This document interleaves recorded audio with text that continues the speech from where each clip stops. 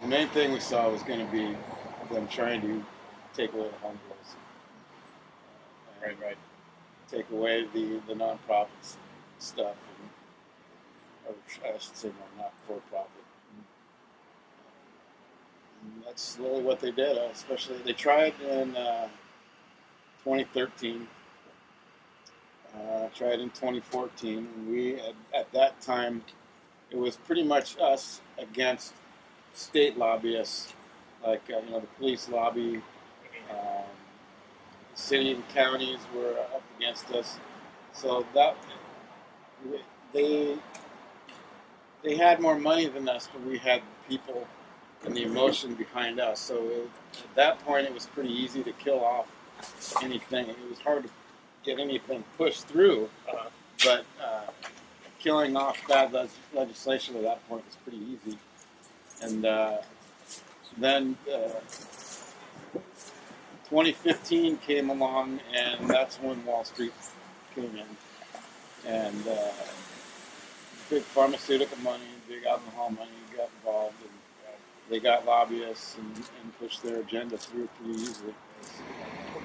Patient rights and consumer rights. The industry is well funded. They got more than enough lobbyists. They don't need any help from us at all. In fact, the opposite.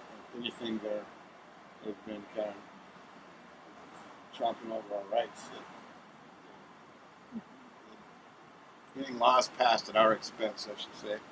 The biggest one was the cut down in possession amounts. We had 15 plants, 24-ounce limit for years. That number actually was brought about by a process by the state in 2007, 2008. Until that point, there was we were allowed a 60-day supply, and that was kind of like, well, what's a 60-day supply? And it's different, patient to patient is going to be different, but the cops didn't like that because they did probably one of the best studies on this issue than any state agency has done to this date, and they put a lot of time into trying to figure out what it was. Took input not only from a lot of the good doctors, but they actually went to the federal program. Because there was at one point, I think 12 or 13 patients that were on the federal program that were getting shipped tins of joints, monthly from the federal government for their 300 issues. to be exact. And so they did a thorough process of trying to figure out what proper dosage was and all that. And the initial conclusion was a 100 square foot plant canopy and 35 ounces per patient. And went into a meeting with the governor, and eventually they came out with 15 plants, 24 ounces. They were happy with that. And that's what it was for years. And then 502 came along. What's that? Yeah.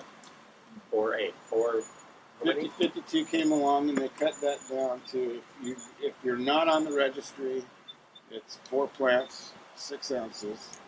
If you get on the registry, 6 plants up to 15 plants. And then what is it's the... 8 ounces up to 16 ounces. 16. So they cut, and we had... And of course, with all of this, you can still be arrested and Right. affirmative defense. Right. You have arrest protection if you're in the database.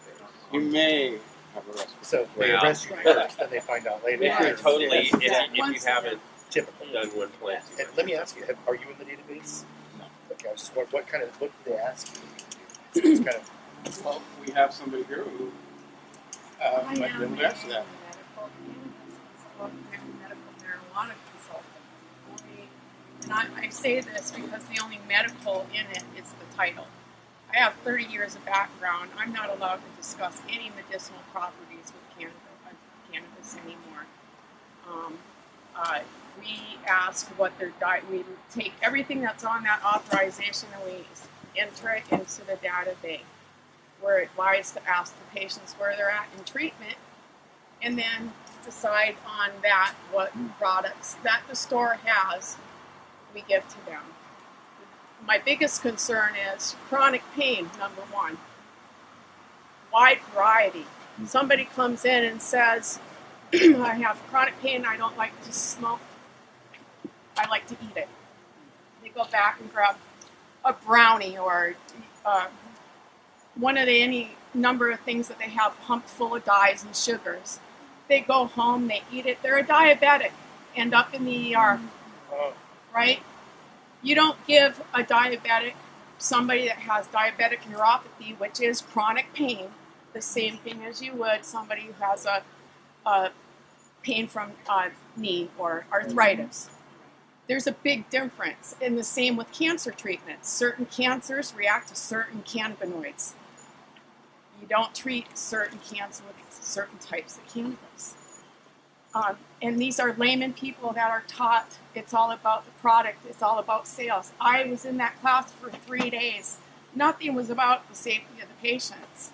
I argued about why it was important to wash your hands in between. These are immune compromised patients. Some of these people, a common cold will kill them. And I'm arguing with these people. I touch money all the day, which is exactly why you need to clean your hands. Yeah. Exactly. Okay, when you have to enter a patient's name and birthday into the BioTrack in order to give them their tax discount, just being in the data bank is puts you at a federal risk. It puts you at federal risk. It's still a federal class 1 drug. So, I mean, you're giving them everything they need just being in that data bank. And we already know that nothing is secure in Washington State.